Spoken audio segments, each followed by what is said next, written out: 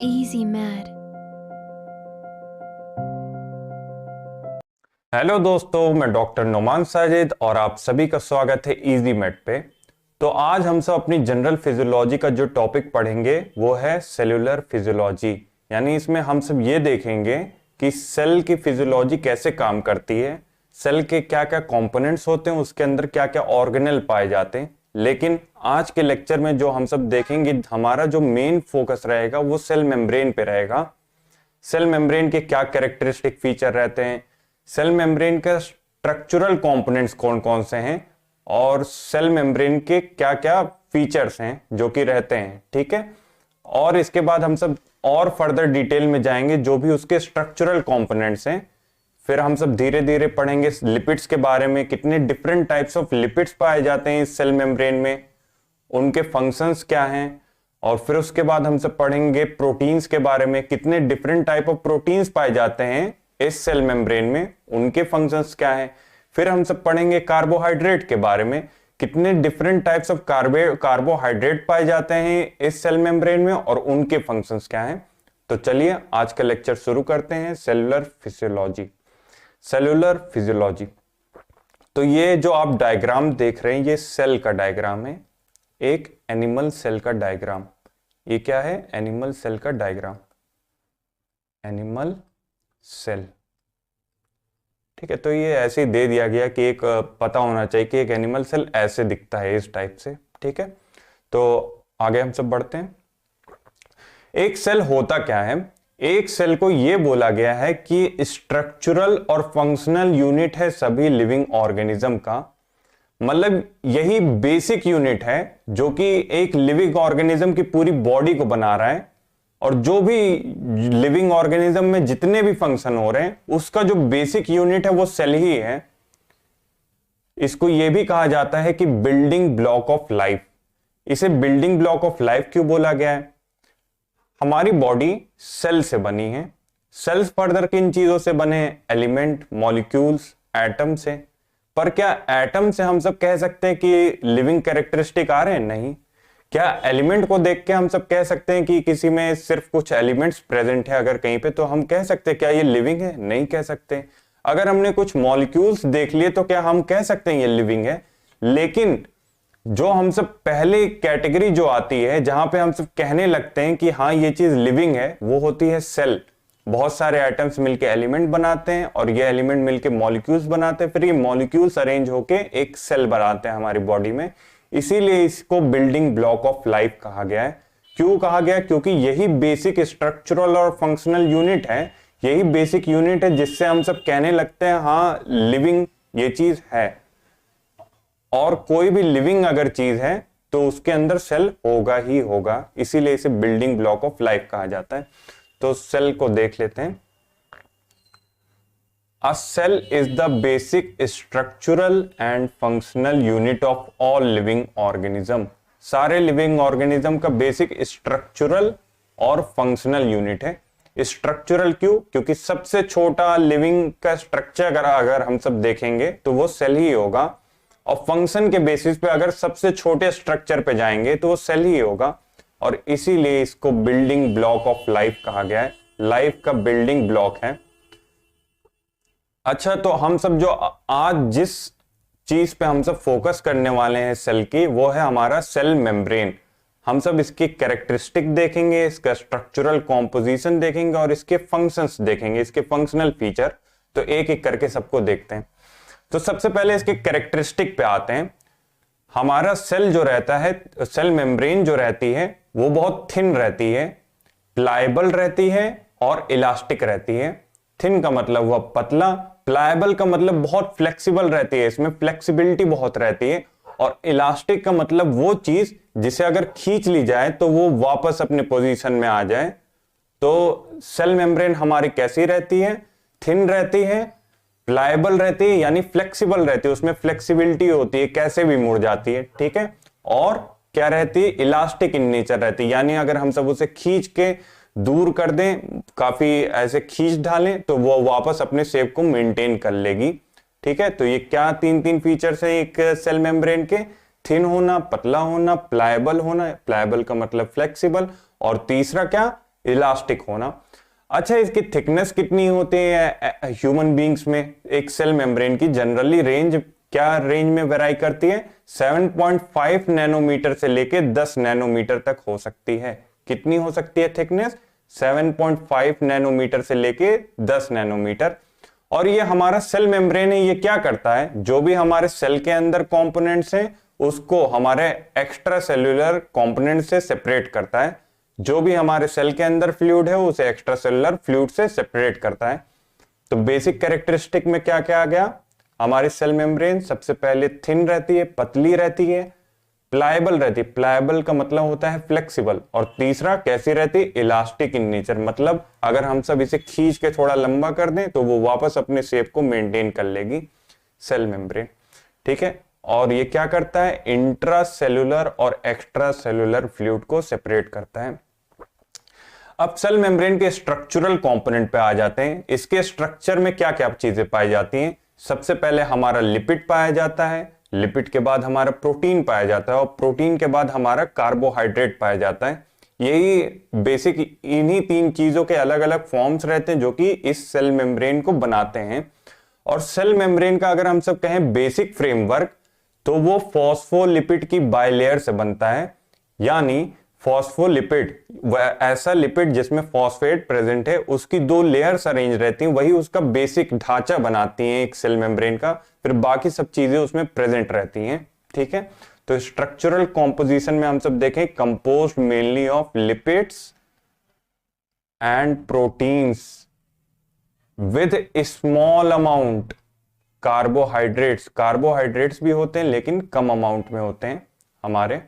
और basic framework यानी basic ढांचा क्या रहता है? फॉस्फोलिपिड की बाइलेयर। जैसे कि आप इस डायग्राम में देख सकते हैं, ये हमारा एक फॉस्फोलिपिड की एक लेयर है। ये हमारी पहली लेयर होगी फॉस्फोलिपिड की और ये हमारी हो गई दूसरी लेयर फॉस्फोलिपिड की। फॉस्फोलिपिड के बारे में अभी हम सब आगे और डिटेल पढ़ेंगे कि इसमें एक हेड होती है और दो टेल्स होती हैं। जैसे कि आप इस डायग्राम में देख सकते हैं, ये एक हेड आपको दिख रहा होगा और दो टेल्स दिख रही होंगी। फंक्शनल फीचर्स क्या हैं? क्या क्या फंक्शंस हैं जो कि क्या क्या फीचर्स हैं जो कि सेल मेम्ब्रेन में पाए जाते हैं? सबसे पहली बात तो ये, अगर किसी को भी सेल के अंदर आना है, किसी भी मॉलिक्यूल को, किसी भी चीज को अगर सेल के अंदर आना है तो उसे सेल मेम्ब्रेन से होके ही गुजरना पड़ेगा, उसके पास और कोई दूसरा रास्ता नहीं है। तो ये किसकी तरह एक्ट करता है? एक बैरियर की तरह एक्ट करता है। और दूसरी इसका फीचर क्या है? कहा जाता है ये फ्लूइड मोज़ेक मॉडल को फॉलो करता है। इसका मतलब क्या हुआ? इसका मतलब ये कहा जाता है कि जो हमारी फॉस्फोलिपिड की बाइलेयर है वो फ्लूइड की तरह है, एक किसी फ्लूइड की तरह है जिसमें बहुत सारे अलग अलग कंपोनेंट्स प्रेजेंट है, मेनली प्रोटीन, क्योंकि दो ही मेन कंपोनेंट्स रहते हैं हमारे, लिपिड और प्रोटीन। इनकी मात्रा ज्यादा रहती है, कार्बोहाइड्रेट बहुत कम मात्रा में पाया जाता है। तो कहा जाता है फ्लूइड मोज़ेक मॉडल क्या कहता है? वो ये कहता है कि हमारा जो लिपिड का बाइलेयर है, हमारा जो लिपिड है वो फ्लूइड की तरह है जिसमें बहुत सारे कंपोनेंट, मोज़ेक मतलब अलग अलग कंपोनेंट्स प्रेजेंट हैं, उसमें तैर रहे हैं। यही है फ्लूइड मोज़ेक मॉडल। ठीक है, और अगला हमारा फीचर क्या आ जाता है सेल मेम्ब्रेन का? क्योंकि ये मेनली लिपिड से बना हुआ है तो अगर किसी भी सब्सटेंस को उससे पास करना है तो उसे लिपिड सॉल्युबल होना चाहिए। अगर वो लिपिड में सॉल्युबल है तो वो उससे आराम से पास कर जाएगी, क्योंकि फ्लूइड तो पूरा लिपिड ही है ना। तो अगर उसे सेल मेम्ब्रेन से पास करना है तो उसे लिपिड सॉल्युबल होना चाहिए। तो पढ़ लेते हैं functional feature. Act as a barrier. पहला क्या? एक बैरियर की तरह एक्ट करता है। किसी भी चीज को बाहर जाना है या अंदर आना है तो उसे पहले सेल मेम्ब्रेन से होके गुजरना पड़ेगा। दूसरा क्या? एग्जिबिट फ्लूइड मोज़ेक मॉडल, यानी फ्लूइड मोज़ेक मॉडल को फॉलो करता है। फ्लूइड मोज़ेक मॉडल हमारा क्या कहता है? लिपिड बाइलेयर हमारे फ्लूइड की तरह है और मोज़ेक मतलब होता है बहुत सारे ऐसे पैटर्न्स, बहुत सारे मतलब अलग अलग टाइप की चीजें। ठीक है, तो फ्लूइड मोज़ेक मॉडल, तो फ्लूइड मोज़ेक हमारी क्या है? जनरली प्रोटीन जो कि इसमें फ्लोट कर रही हैं। फ्लूइड क्या है हमारा फ्लूइड मोज़ेक मॉडल में? हमारा लिपिड का बाइलेयर है। और मोज़ेक क्या है? हमारी प्रोटीन्स जो कि इसमें फ्लोट करती हैं। ठीक है, और तीसरा पॉइंट हमारा क्या था, तीसरा फीचर क्या था, ये था कि लिपिड पोर्शन परमिएबल रहता है लिपिड सॉल्युबल सब्सटेंसेस के लिए और impermeable to water soluble substances, यानी वो सब्सटेंस जो कि लिपिड परमिएबल है वो आराम से इस सेल मेम्ब्रेन से पास कर जाएंगे और वो सब्सटेंस जो कि लिपिड इम्परमिएबल है या कह सकते हैं वाटर परमिएबल है वो इस लिपिड बाइलेयर से इस सेल मेम्ब्रेन से आराम से नहीं पास कर पाएंगे। तो हम सब ने क्या क्या चीजें पढ़ी, सबसे पहले हमने पढ़ा कैरेक्टरिस्टिक, हमने ये देखा कि हमारी सेल मेम्ब्रेन जो रहती है वो थिन रहती है, प्लायबल रहती है और साथ साथ इलास्टिक इन नेचर रहती है। प्लायबल का मतलब फ्लेक्सिबल था, ठीक है। और हमने देखा कि इसकी थिकनेस अराउंड 7.5 नैनोमीटर से लेकर 10 नैनोमीटर तक रहती है। फिर हमने कंपोनेंट्स देखे, कंपोनेंट्स में हमने क्या क्या देखा कि लिपिड पाया जाता है, प्रोटीन पाया जाता है और थोड़े से अमाउंट में कार्बोहाइड्रेट भी पाया जाता है। और इसका जो ढांचा बनाता है वो लिपिड की बाइलेयर बनाती है, जिसमें और स्पेशली फॉस्फोलिपिड की बाइलेयर बनाती है एक्चुअली, ठीक है। और जिसमें एक हेड रहता है, 2 टेल्स रहती हैं, ठीक है। फिर उसके बाद हमने फीचर्स पढ़े, हमने फंक्शनल फीचर पढ़े। क्या क्या देखा हमने, ये एक बैरियर की तरह एक्ट करते हैं। किसी भी सब्सटेंस को अगर अंदर आना है या बाहर जाना है तो प्लाज्मा मेम्ब्रेन से होके गुजरना पड़ेगा। और दूसरी चीज हमने क्या देखी, ये फ्लूइड मोज़ेक मॉडल को रिप्रेजेंट करता है या फॉलो करता है, यानी जो हमारी फॉस्फोलिपिड की बाइलेयर है वो फ्लूइड की तरह प्रेजेंट है, एक किसी भी फ्लूइड की तरह प्रेजेंट है और उसके अंदर प्रोटीन्स हमारी जो हैं वो एक मोज़ेक पैटर्न में प्रेजेंट है, मतलब बिखरी हुई हैं, उसी में तैर रही हैं, ठीक है। और तीसरा हमने क्या पढ़ा, जो भी सब्सटेंसेस लिपिड सॉल्युबल है, क्योंकि फ्लूइड पूरा लिपिड का बना है इसलिए वो प्लाज्मा मेम्ब्रेन से आराम से, सेल मेम्ब्रेन से आराम से पास कर सकते हैं। लेकिन वो सब्सटेंसेस जो कि वाटर सॉल्युबल हैं या कह सकते हैं लिपिड इनसॉल्युबल है, वो आराम से इस सेल मेम्ब्रेन को नहीं क्रॉस कर सकते हैं।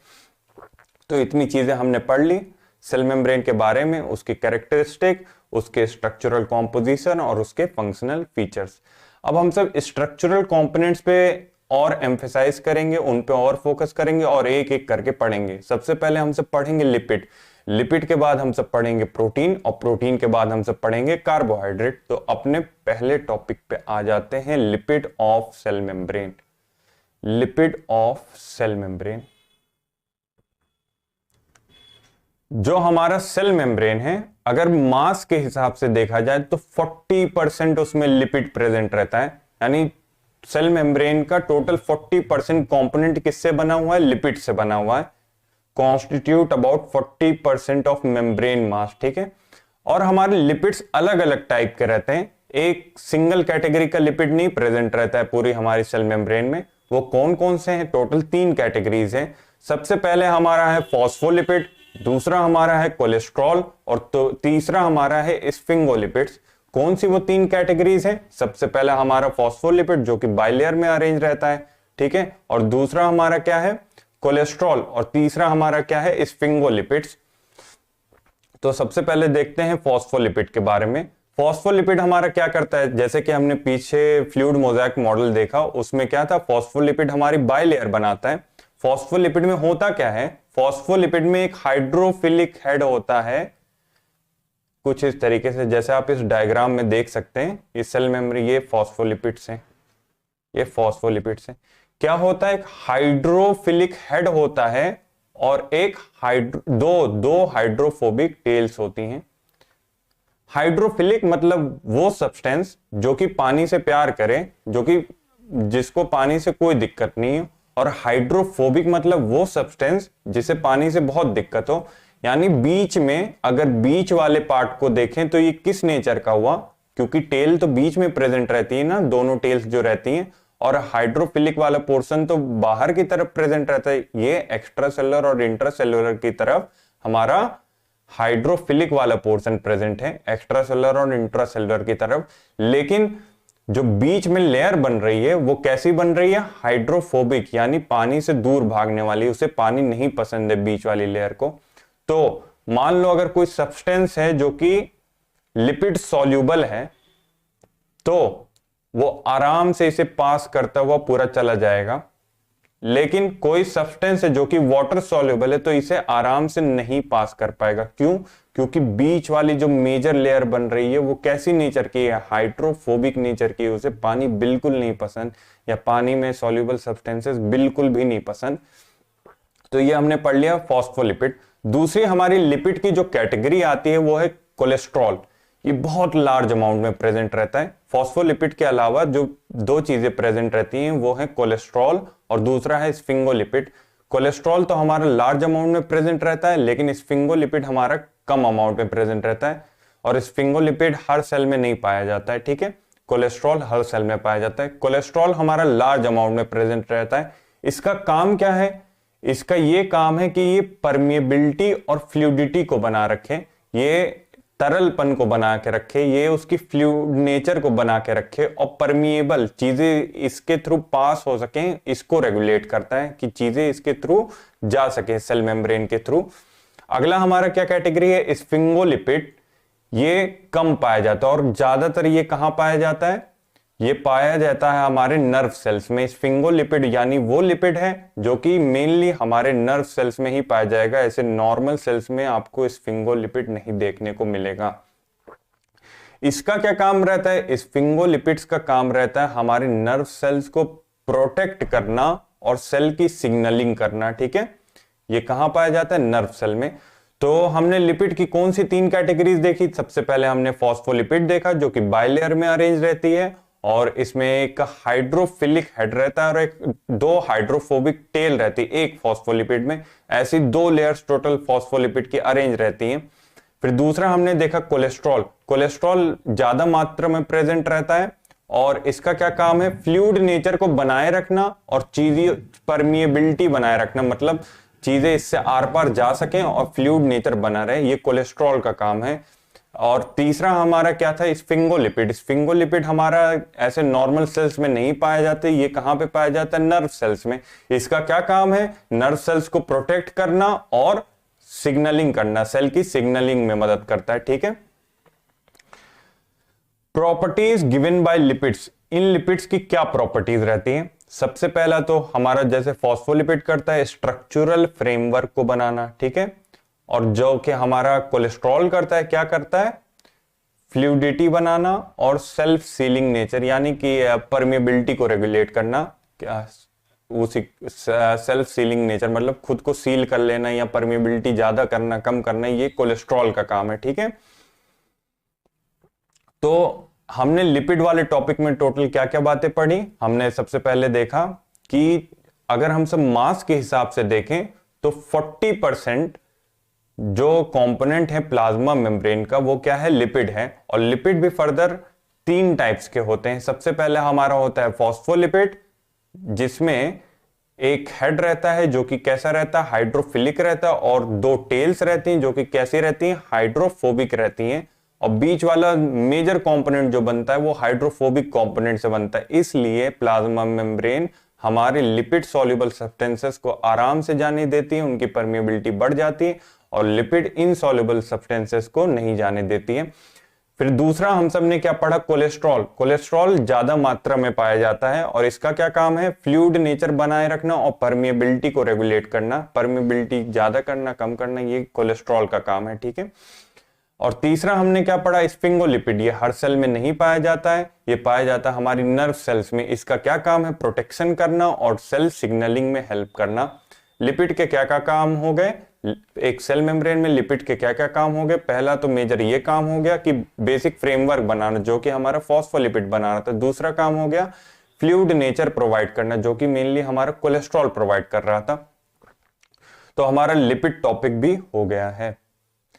आप इस डायग्राम में देख सकते हैं, ये कोलेस्ट्रॉल्स हैं, ये जो येलो कलर के दिख रहे हैं ये कोलेस्ट्रॉल्स हैं बीच बीच में, ये कोलेस्ट्रॉल है। ये सेल मेम्ब्रेन है हमारी, ये फॉस्फोलिपिड की बाइलेयर है। देखो 2 टेल्स आपको दिख रही होंगी, एक हेड दिख रहा होगा। तो यही डायग्राम है, इसमें दिखाया गया है। तो अगले टॉपिक पे हम सब आ जाते हैं, जो कि प्रोटीन्स ऑफ सेल मेम्ब्रेन। हमने क्या देखा? मास के हिसाब से फॉस्फोलिपिड हमारा 40% पार्ट बना रहा था, प्रोटीन्स हमारे 55% पार्ट बनाते हैं मास के हिसाब से। 2 टाइप की प्रोटीन्स जो कि पाई जाती हैं हमारे सेल मेम्ब्रेन में, वो कौन कौन सी हैं? सबसे पहले हमारी है इंट्रिंसिक प्रोटीन, जिसको इंटीग्रल प्रोटीन भी कह देते हैं, और दूसरी हमारी है पेरिफेरल प्रोटीन, जिसको एक्सट्रिंसिक प्रोटीन भी कह देते हैं। कौन सी दो टाइप्स की प्रोटीन पाई जाती हैं हमारे सेल मेम्ब्रेन में? सबसे पहले इंट्रिंसिक जिसे इंटेग्रल कहते हैं, और दूसरी हमारी एक्सट्रिंसिक जिसे पेरिफेरल प्रोटीन भी कहते हैं। ठीक है, तो जो हमारा लिपिड था वो 40% कंपोनेंट प्लाज्मा मेम्ब्रेन का बना रहा था बाय मास, और 55% जो कंपोनेंट बना रहा है वो हमारा प्रोटीन बना रहा है। प्रोटीन दो टाइप की, इंट्रिंसिक और एक्सट्रिंसिक प्रोटीन। चलिए हम सब देखते हैं इंट्रिंसिक प्रोटीन क्या रहते हैं। इंट्रिंसिक प्रोटीन उन प्रोटीन्स को कहते हैं जो कि या तो हल्का सा धसी रहती हैं प्लाज्मा मेम्ब्रेन के अंदर, या तो पूरा आर पार कर जाती हैं। यानी वो प्रोटीन्स जो कि प्लाज्मा मेम्ब्रेन के अंदर प्रेजेंट रहती हैं या तो पूरा एक छोर से दूसरे छोर तक आर पार कर जाती हैं, उन्हें हम सब क्या कहते हैं? इंटीग्रल प्रोटीन्स कहते हैं या इंट्रिंसिक प्रोटीन कहते हैं। जैसे आप इस डायग्राम में देख सकते हैं, ये वाली प्रोटीन पूरी आर पार कर गई प्लाज्मा मेम्ब्रेन को, एक छोर से लेकर दूसरे छोर तक, एक एंड से लेकर दूसरे एंड तक, और ये वाली पेनिट्रेट कर रही है यानी इसमें धसी हुई है, और दोनों ही इंटीग्रल प्रोटीन्स हैं। ठीक है, इंटीग्रल प्रोटीन्स हैं। इन इंटीग्रल प्रोटीन्स का काम क्या रहता है? चैनल्स की तरह एक्ट करना। हम सब पढ़ेंगे आगे फैसिलिटेटेड डिफ्यूजन, यानी कुछ सब्सटेंसेस रहते हैं वो हमारे क्या कहते हैं लिपिड सॉल्युबल नहीं रहते हैं, लेकिन उनको चाहिए कि वो हमारे क्या कहते हैं सेल के अंदर या बाहर जाए, उनको उसकी जरूरत रहती है। तो इसके लिए यूज होता है कुछ चैनल्स का, जिससे वो लिपिड इनसॉल्युबल सब्सटेंसेस भी पास हो सकें।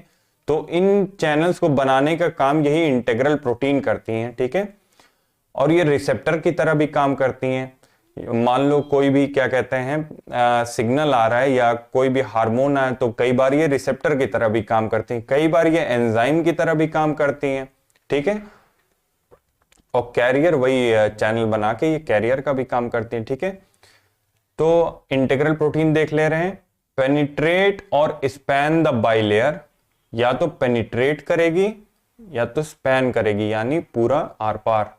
ठीक है, पेनिट्रेट यानी हल्का सा। ठीक है, act as channels, pores, carriers, enzymes, receptor. Channel मैंने बताया कि जो लिपिड इनसॉल्युबल सब्सटेंस है उनको भी तो चाहिए कि वो अंदर बाहर हो सके, तो उनको अंदर बाहर होने के लिए इन प्रोटीन्स के चैनल से जाना पड़ता है। और वो प्रोटीन चैनल कौन बनाते हैं? हमारे इंटीग्रल प्रोटीन बनाती। पोर्स, काफी पोर्स बनते हैं, कैरियर्स, एंजाइम्स और रिसेप्टर्स। ठीक है, ये इंटीग्रल प्रोटीन क्यों जरूरी है? क्यों? Transporter of water soluble substance, जो कि मैं तब से बता रहा हूं कि वो वाटर सॉल्युबल सब्सटेंस जो कि लिपिड में इनसॉल्युबल हैं, उनके ट्रांसपोर्ट के लिए इंटीग्रल प्रोटीन काफी जरूरी है। दूसरा हम सब क्या पढ़ेंगे? पेरिफेरल या एक्सट्रिंसिक प्रोटीन। पेरिफेरल या एक्सट्रिंसिक प्रोटीन, ये क्या प्रोटीन रहती है? ये लिपिड बाइलेयर में बरी नहीं रहती है, लेकिन ऊपर से बस अटैच्ड रहती है सिंपली। या तो बाहर की तरफ अटैच रहेगी एक्स्ट्रा सेलुलर साइड पे, या तो अटैच रहेगी या तो अंदर की तरफ अटैच रहेगी। जो एक्स्ट्रा सेलुलर वाली साइड रहती है उसे हम सब आउटर सरफेस कहते हैं, और जो अंदर वाली साइड रहती है उसे हम सब साइटोप्लाज्मिक सरफेस कहते हैं। तो सेल मेम्ब्रेन से या तो ये बाहर की तरफ यानी कि आउटर सरफेस से अटैच रहेगी, या तो फिर साइटोप्लाज्मिक सरफेस से अटैच रहेगी। ठीक है, अटैच टू इनर और आउटर सरफेस। इसका मेन फंक्शन क्या है? एंजाइम की तरह एक्ट करना। हाँ, हमारी इंट्रिंसिक प्रोटीन भी कभी कभी एंजाइम की तरह एक्ट करती, लेकिन मेनली क्या देखा गया जो एंजाइम की तरह एक्ट करती वो हमारी पेरिफेरल या एक्सट्रिंसिक प्रोटीन है। Serve as structural component of cytoskeleton, और ये हमारे सेल का एक साइटोस्केलेटन बनाने में भी काम करता है, एक हद तक एक रोल प्ले करता है कि हमारे सेल का साइटोस्केलेटन बनाए। ठीक है, मतलब सेल को एक तरीके से स्केलेटन देना। ठीक है, हालांकि ऑर्गेनेल्स भी होते हैं जो कि साइटोस्केलेटन का काम करते हैं, पर इसका भी एक थोड़ा सा रोल आ जाता है स्ट्रक्चरल कंपोनेंट ऑफ साइटोस्केलेटन बनने में। ठीक है, फंक्शनल रोल क्या है? इसके क्या क्या फंक्शन है? Specific function of membrane, provide most of the specific function of membrane. Specific function से क्या मतलब है? यहाँ पे स्पेसिफिक फंक्शन से ये मतलब है कि ये एज अ एंजाइम काम करता है ना, तो जब ये एज अ एंजाइम काम कर रहा है तो वो स्पेसिफिक फंक्शंस तभी हो पाएंगे जब वो एंजाइम प्रेजेंट रहेगा। तो बहुत सारे स्पेसिफिक फंक्शंस को प्रोवाइड करता है, ठीक है। डिटरमाइन ट्रांसपोर्ट एंजाइमेटिक एक्टिविटी, और क्या डिटरमाइन करता है? ट्रांसपोर्ट और एंजाइमेटिक एक्टिविटी को, ट्रांसपोर्ट और enzymatic activity and signal roles, ठीक है। Determine transport enzymatic activity and signal roles, ठीक है, यही हमारे फंक्शंस हैं। तो हमने प्रोटीन वाले पोर्शन में क्या क्या पढ़ा? सबसे पहले तो हमने ये देखा कि बाई मास ये हमारा 55% बना रहा है, ठीक है। और हमने फिर उसके बाद टाइप्स देखे, इंटीग्रल प्रोटीन और हमारे पेरिफेरल या एक्सट्रिंसिक प्रोटीन। इंटीग्रल प्रोटीन को ही इंट्रिंसिक प्रोटीन कहते थे। इंटीग्रल प्रोटीन का मेनली क्या काम था?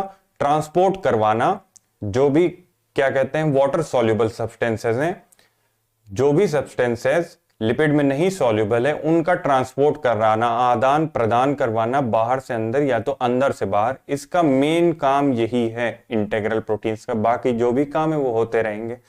दूसरी हमारी थी एक्सट्रिंसिक प्रोटीन। इसका मेन काम क्या है? एंजाइम्स की तरह एक्ट करना, ठीक है।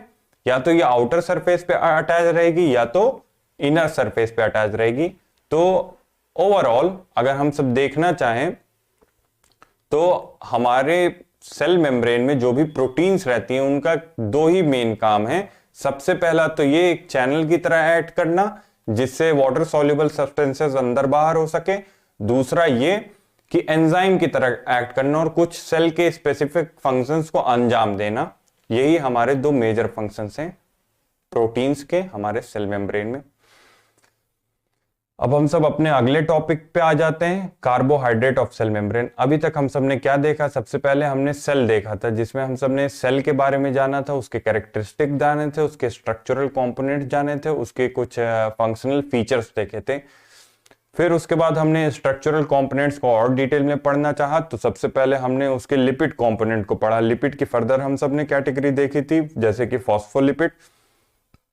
फॉस्फोलिपिड हमारा था, हमारा स्फिंगोलिपिड था, हमारा कोलेस्ट्रॉल था। उसके बाद हमने प्रोटीन पढ़ी। प्रोटीन में फर्दर हम सब ने देखा इंटीग्रल प्रोटीन और हमारी एक्सट्रिंसिक प्रोटीन या पेरिफेरल प्रोटीन। अब हम सब जो पढ़ने जा रहे हैं carbohydrate.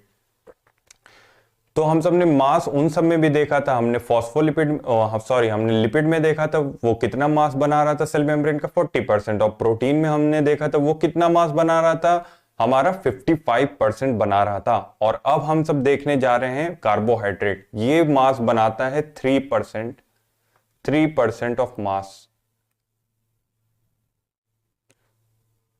About 3% of membrane molecules, ठीक है। अच्छा, हमारे कार्बोहाइड्रेट की एक खासियत वो है कि ये कभी भी अकेले नहीं पाया जाता, ये किसी ना किसी चीज के साथ कॉम्बिनेशन में प्रेजेंट रहेगा हमारे सेल मेम्ब्रेन में। या तो ये प्रोटीन से चिपका रहेगा या तो ये लिपिड से चिपका रहेगा, कभी भी अकेले नहीं प्रेजेंट रहेगा। ये इसकी खासियत है, इसे अकेले रहना बिल्कुल भी नहीं पसंद कार्बोहाइड्रेट को, ठीक है। तो किस किस फॉर्म में ये प्रेजेंट रहता है, यानी जिससे भी वो चिपक जाएगा फिर हम सब वो उसे नाम दे देंगे। तो ये प्रेजेंट रहता है हमारा ग्लाइकोप्रोटीन के फॉर्म में, ग्लाइकोलिपिड के फॉर्म में और हमारा प्रोटियोग्लाइकान के फॉर्म में। कौन कौन से फॉर्म में प्रेजेंट रहता है? सबसे पहले हमारा कार्बोहाइड्रेट प्लस प्रोटीन के फॉर्म में, इसी को हम सब कह देते हैं ग्लाइकोप्रोटीन। दूसरा हमारा कार्बोहाइड्रेट प्लस लिपिड से मिलके जिसे हम सब कह देते हैं ग्लाइकोलिपिड। और तीसरा हमारा फिर से प्रोटीन और कार्बोहाइड्रेट फिर से। अच्छा, इन दोनों कैटेगरी में क्या डिफरेंस है अभी हम सब देखेंगे, ठीक है। प्रोटीन और कार्बोहाइड्रेट दोनों फिर से साथ में प्रेजेंट है तो इसे हम सब प्रोटियोग्लाइकॉन कह देते हैं। अब देखो ये नाम से देखो, नाम में क्या है? ग्लाइकोप्रोटीन्स। जो भी नाम आखिर में रहेगा, यानी जो भी नाम आखिर में है उसकी मात्रा ज्यादा रहेगी इन दोनों में। तो ये नाम लिखने का यही तरीका है। मान लो मैंने लिखा ग्लाइकोप्रोटीन, इसका मतलब ग्लाइको का मतलब हुआ कार्बोहाइड्रेट यहां पे और प्रोटीन का मतलब हुआ प्रोटीन, यानी कार्बोहाइड्रेट और प्रोटीन मिलके ग्लाइकोप्रोटीन बना। लेकिन जो भी नाम आखिरी में लिखा है उसकी मात्रा ज्यादा रहती है, उसका अमाउंट ज्यादा रहता है, उसका अमाउंट ज्यादा रहता है। इसी तरीके से सिमिलरली ग्लाइकोलिपिड लिखा है। ग्लाइको का मतलब हुआ कार्बोहाइड्रेट, लिपिड का मतलब हुआ लिपिड। कंटेंट किसका ज्यादा रहेगा? लिपिड का। लिपिड का अमाउंट ज्यादा रहेगा। अब ये क्या लिखा है? प्रोटियोग्लाइकॉन। प्रोटियो का मतलब हुआ प्रोटीन, और ग्लाइकन यानी कार्बोहाइड्रेट। इसमें किसका अमाउंट ज्यादा रहेगा? कार्बोहाइड्रेट का अमाउंट ज्यादा रहेगा। कार्बोहाइड्रेट का अमाउंट ज्यादा रहेगा, यानी जो भी चीज आखिरी में लिखी रहती है उसका अमाउंट ज्यादा रहता है। ये लिखने का तरीका होता है, ठीक है। तो अब आपको समझ भी आ गया होगा ग्लाइकोप्रोटीन और प्रोटियोग्लाइकन में क्या फर्क है। ग्लाइकोप्रोटीन में हमारे प्रोटीन का अमाउंट ज्यादा रहता है तो दोनों ही हमारे क्या कहते हैं, प्रोटीन और कार्बोहाइड्रेट, लेकिन ग्लाइकोप्रोटीन में हमारा प्रोटीन का अमाउंट ज्यादा रहता है, तभी प्रोटीन को आखिरी में लिखा गया। और प्रोटियोग्लाइकन में हमारा कार्बोहाइड्रेट का अमाउंट ज्यादा रहता है, तभी ग्लाइकन का आखिरी में लिखा गया। तो हमने क्या क्या देखा अभी तक? जो कार्बोहाइड्रेट ऑफ सेल मेम्ब्रेन है वो कितना परसेंट ऑफ मास एक्वायर करता है? 3% ऑफ मेम्ब्रेन के मास को एक्वायर करता है। ये कभी भी अकेले नहीं पाया जाता, किसी ना किसी के साथ में प्रेजेंट रहेगा। तो हमने देखा कि ये 3 फॉर्म से प्रेजेंट रहता है। सबसे पहले हमारा रहता है ग्लाइकोप्रोटीन, जिसमें प्रोटीन की मात्रा ज्यादा रहती है। उसके बाद ये रहता है ग्लाइकोलिपिड के फॉर्म में, जिसमें लिपिड की मात्रा ज्यादा रहती है, कार्बोहाइड्रेट कम रहता है। और तीसरा हमारा ये रहता है प्रोटियोग्लाइकन के फॉर्म में, जिसमें कार्बोहाइड्रेट की मात्रा ज्यादा रहती है। तो चलिए एक एक करके पढ़ लेते हैं, ग्लाइकोप्रोटीन को, ग्लाइकोलिपिड को और प्रोटियोग्लाइकन को। मेजॉरिटी ऑफ मेम्ब्रेन कार्बोहाइड्रेट, सबसे ज्यादा यही पाई जाती है हमारी ग्लाइकोप्रोटीन। जो कार्बोहाइड्रेट में हमारा सबसे ज्यादा कार्बोहाइड्रेट पाया जाता है वो हमारा ग्लाइकोप्रोटीन रहता है। Carbohydrate chain attach to protein on outer surface. तो वही बात है कि प्रोटीन से कुछ कार्बोहाइड्रेट की चेन्स अटैच रहती है। और ग्लाइकोलिपिड बहुत कम अमाउंट में रहती है, ठीक है। Carbohydrate attach to lipid molecule also located on outer surface. ये दोनों हमारी मेम्ब्रेन के आउटर सरफेस पे है। इनफैक्ट सभी हमारी आउटर सरफेस पे ही रहती है, ठीक है। Proteoglycans long carbohydrate. अब देखो इसमें क्या हो गया, लॉन्ग कार्बोहाइड्रेट चेन, मतलब कार्बोहाइड्रेट ज्यादा है with small protein cores. Protein का अमाउंट कम हो गया। Part of external surface coat, ये भी एक्सटर्नल सरफेस पे ही प्रेजेंट रहती है, यानी हमारे कार्बोहाइड्रेट जो रहते हैं वो जनरली एक्सटर्नल सरफेस पे ही प्रेजेंट रहते हैं, ठीक है। तो हमारे कार्बोहाइड्रेट की क्या क्या कैटेगरी हो गई? सबसे पहले हमारा हो गया ग्लाइकोप्रोटीन, दूसरा हमारा क्या हुआ, दूसरा हमारा हुआ ग्लाइकोलिपिड, और तीसरा हमारा क्या हुआ, प्रोटियोग्लाइकॉन। ग्लाइकोप्रोटीन का अमाउंट ज्यादा रहता है, ग्लाइकोलिपिड का अमाउंट कम रहता है। और प्रोटियोग्लाइकन में लॉन्ग चेन कार्बोहाइड्रेट की रहती है, जिसमें प्रोटीन स्मॉल अमाउंट में प्रेजेंट रहता है, ठीक है। ये सब ज्यादातर हमारे आउटर सरफेस पे ही पाए जाते हैं, ठीक है। अब अगला जो हम सब टॉपिक देखेंगे वो है ग्लाइकोकैलिक्स। ग्लाइकोकैलिक्स क्या है? मेम्ब्रेन के सारे कार्बोहाइड्रेट मिलके एक ग्लाइकोकैलिक्स बना लेते हैं। आपने पहले, मतलब इस कोर्स में आने से पहले आपने ग्लाइकोकैलिक्स के बारे में पढ़ा होगा, ग्लाइकोकैलिक्स के बारे में पढ़ा होगा, लेकिन आपने ये पढ़ा होगा बैक्टीरिया में। तो क्या ग्लाइकोकैलिक्स ह्यूमन बीइंग में भी पाया जाता है? हाँ, ग्लाइकोकैलिक्स हमारा ह्यूमंस में भी प्रेजेंट रहता है, ठीक है। सिर्फ बैक्टीरिया में नहीं प्रेजेंट रहता है, ग्लाइकोकैलिक्स हमारा ह्यूमन बीइंग्स में भी प्रेजेंट रहता है। ये क्या है? एक कार्बोहाइड्रेट का कोट है। सारे कार्बोहाइड्रेट मिलके एक कोट बनाते हैं, ठीक है। लूज सा, बहुत फजी सा एक कोट बनाते हैं, ठीक है। और ये सेल के आउटर सरफेस को कवर करने का काम करता है। तो ग्लाइकोकैलिक्स हमारा ह्यूमन बीइंग्स में भी प्रेजेंट रहता है, जैसे कि ब्लड वेसल्स की जो एंडोथेलियम लेयर रहती है वहां पे भी ग्लाइकोकैलिक्स प्रेजेंट रहता है, ठीक है। तो ग्लाइकोकैलिक्स हमारे ह्यूमन बीइंग्स में भी पाया जाता है। ग्लाइकोकैलिक्स क्या है? ग्लाइकोकैलिक्स बहुत सारे कार्बोहाइड्रेट मिलके कलेक्टिवली एक लेयर बनाते हैं, लूज सी, फजी सी, जो कि सेल को बाहर से कवर करता है, उसी को ग्लाइकोकैलिक्स कहते हैं। ग्लाइकोकैलिक्स क्या है? सारे कार्बोहाइड्रेट मिलके एक कोट बनाते हैं, लूज सी, फजी सी, जो कि सेल को कवर करता है, वही हमारा ग्लाइकोकैलिक्स है। अब हम सब एक एक करके पढ़ेंगे फंक्शंस ऑफ कार्बोहाइड्रेट। कार्बोहाइड्रेट के सारे फंक्शन पढ़ेंगे। सबसे पहली बात तो ये कार्बोहाइड्रेट में ये जो हमारे सेल मेम्ब्रेन में प्रेजेंट हैं उनमें कुछ एसिड के रेसिड्यूज रहते हैं जिसकी वजह से उसमें एक नेगेटिव चार्ज आ जाता है। अब दो सेल्स हैं, दोनों के सेल मेम्ब्रेन में कार्बोहाइड्रेट प्रेजेंट है, दोनों में नेगेटिव चार्ज है, तो नेगेटिव और नेगेटिव चार्ज एक दूसरे को रिपेल करेगा। यानी ये किस बात में हेल्प करता है? सेल के अनवांटेड अडहेरेंस को मिटाता है। मतलब फालतू में जो सेल, जिन सेल को पास नहीं आना चाहिए उन्हें दूर करता है। ठीक है, मतलब फालतू में सेल को चिपकने से रोकता है आपस में। ठीक है, act as receptor for hormones and other signalling molecule. अच्छा, ये एक रिसेप्टर की तरह काम करता है। जब कभी भी कोई हार्मोन आएगा तो वो जनरली इस कार्बोहाइड्रेट ये एज अ रिसेप्टर प्रेजेंट रहेगा और फिर वहीं पे आके अटैच होगा, फिर फर्दर अपना या तो सेकेंडरी मैसेंजर भेजेगा, जैसा होगा। ठीक है, और इसका एक बहुत इंपॉर्टेंट रोल रहता है इम्यून रिस्पॉन्स में। क्यों?